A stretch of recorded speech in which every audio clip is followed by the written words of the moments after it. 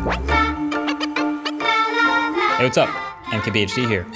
All right, iPhone 12 Pro Max, the big boy.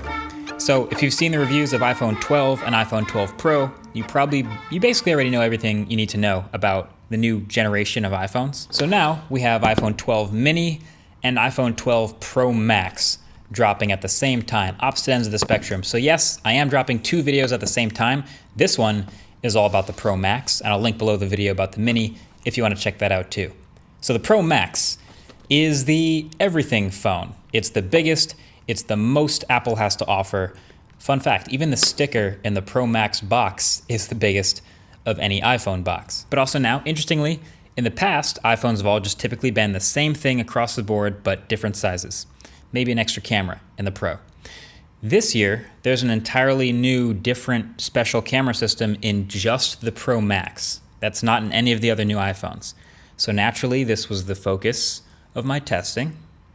That's a pun. So I think all the other benefits of a bigger iPhone sort of speak for themselves, right? The display is a slightly higher resolution, and it's of course now a 6.7-inch screen instead of the 6.5-inch from last year's Max. So this is the biggest canvas of a screen Apple's ever put in a phone. I would have really, really liked for them to make it high refresh rate, but again, in the reviews, I talked about why it's not there, most likely battery, but in every other metric, this is a top-of-the-line, excellent smartphone display. But also, speaking of battery, the iPhone 12 Pro Max does have the biggest battery in any of the new iPhones, and yes, it does last noticeably longer. First of all, it has an incredible standby time, and I've typically ended days with it around 25% with 6, maybe 7 hours of screen on time sometimes. So if you're looking for the iPhone with the best battery, this is definitely it. It's comparable to the 11 Pro Max, I would say maybe just a tiny bit less. Then also, the biggest iPhone does technically also get the biggest speaker. If you look at the bottom of all these phones, the 12 Pro Max has a bigger grill than the others, but honestly, it's not a noticeably louder speaker at all. Really, I just found it has slightly bassier sound at the highest volumes. That's about it. And the biggest iPhone also will of course have the biggest viewing area, and also because it's the same size notch on a bigger screen, the notch kind of feels maybe a tiny bit smaller, even though it is still comically big compared to other phones. But this is at least a no-brainer of a choice of an iPhone if people want to watch videos, do a lot of typing, a lot of texting, a lot of photo editing, big screen stuff like that. If you're not used to the size of this bigger iPhone, it's gonna feel huge. Like the toughest thing is, you'll notice right from the start, reachability is kind of tough. You can't reach all four corners of this phone with one hand, like you can with the Mini, for example.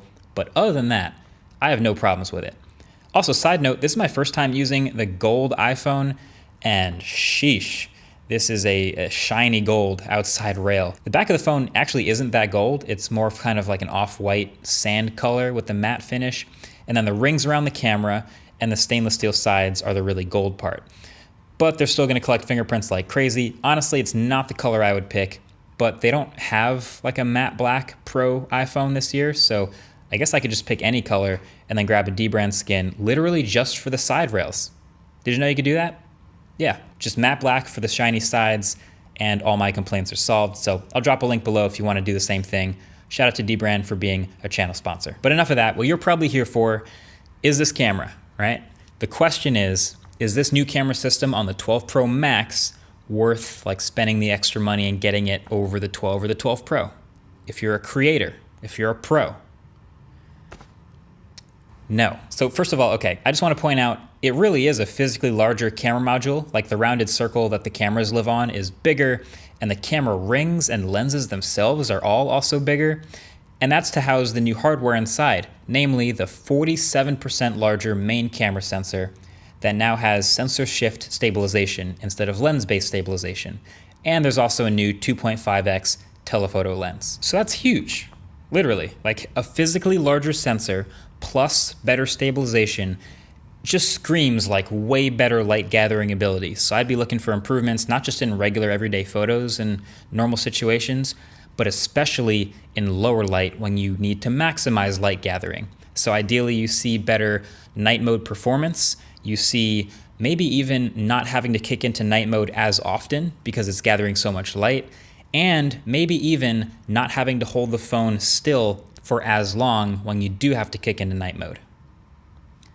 but I found none of these things to actually be true. Now, trust me, I really wanted to see a difference. Like, this is the one with the actually new camera hardware. This is the first big jump for the iPhone in a little while with the cameras. With the bigger sensor, I was hoping maybe to see some more natural depth or some more of that bigger sensor look that photographers know to look for. And I didn't see much of that. To be honest, you could already get a solid amount of natural bokeh without portrait mode on plenty of smartphone cameras, including other iPhones. This one's no different. Still takes great photos and videos with Smart HDR. Still does all the typical iPhone computational photography. All that's great. I'm just not seeing much of a difference versus the other new iPhone 12s. So at this point, I'm like, all right, maybe to see the difference, I just got to put it side by side. Like, most people won't do that. And that's actually a telltale sign of a feature that probably regular people won't notice, is if you have to put it side by side with something else to even see it in the first place. But I want to see the difference. I'm testing them. I'm testing the Mini at the same time. So I'm going around with both the 12 Pro Max and the 12 Mini, taking photos side by side. And when I tell you I couldn't see much of a difference, I mean, seriously, you're seeing the results here for yourself.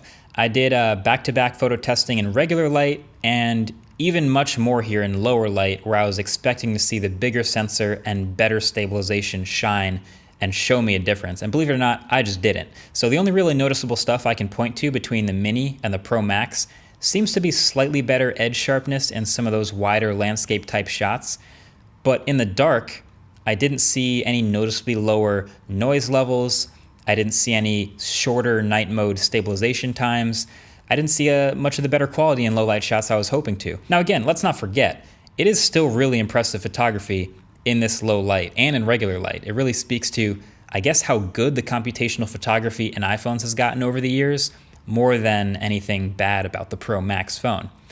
By the way, it also doesn't fix any of the haloing, sort of glowing orbs you see in nighttime videography. They still show up pretty much anytime there's a point light in the scene in low light video, something I noticed when I first started testing the 12s. So, all right, the main camera, I've tested it. It's physically different, yes, but the results are very difficult to see any differences with. I'm glad I tested it. But we can't forget there's also a second telephoto lens. There's the 2.5x instead of 2x. So my photographer friends out there, that's about a 65 millimeter equivalent instead of 52 millimeters. It's not a dramatic difference, as you may have guessed. But yeah, it's right there now. Now there's a 2.5x button in the camera now. And the final maximum allowed zoom in camera is 12x instead of the usual 5 or 10x. Yeah, it didn't make a massive difference for me. Really what I actually noticed more is getting locked into 2.5x or 1x for portrait mode shots, because regular iPhone 12 Pro does portrait mode at 1x and 2x. So this one punching in a little bit further, starting to get a little bit further away, but I still stick with 1x for portrait mode when I can. So yeah, I guess the story is Apple finally made a jump in hardware and nothing really happened. Not much happened. I mean, I was kind of hoping for a bigger jump in hardware, to be honest. Like, if you just pay attention to iPhones, you might think, oh, they finally made a 50% bigger sensor. That's a big deal. But if you look at the rest of the world around the iPhone, there's a lot of crazy hardware stuff going on. There's 50, 60, 100 megapixel sensors. There's 8K video happening. There's 3x, 5x, 10x telephotos with periscope lenses inside. There's incredible computational photography and gimbal mode stabilization. Like, there's a lot going on with hardware advances available for cameras. But that's not the Apple way, of course. The Apple way is more sit back, take the landscape in, see what sticks around for a while and starts to become an obvious benefit, then grab that. Make it a little better, make it the Apple thing, fit it into the ecosystem puzzle, unless it's USB-C. So yeah, the camera in the 12 Pro Max, I'm just gonna go ahead and say is not the biggest reason for you to upgrade to it, but this is definitely the phone you should get if you want the biggest iPhone. I mean, it's clearly the biggest and best battery, it's the biggest and best screen, it's your biggest and best viewfinder, biggest and best keyboard, biggest and best iPhone for sure. That's what I'd recommend for this. So I don't know, maybe the 12 Pro isn't such a bad move after all, or just stick with the 12. I don't know. All the reviews are out now. You can check it out. Let me know what you think. Would you spend the $1,100 on the 12 Pro Max, or would you settle for a different iPhone? Let me know in the comments. Let's hang out there. Either way, that's been it. Thanks for watching. Catch you guys soon. Peace.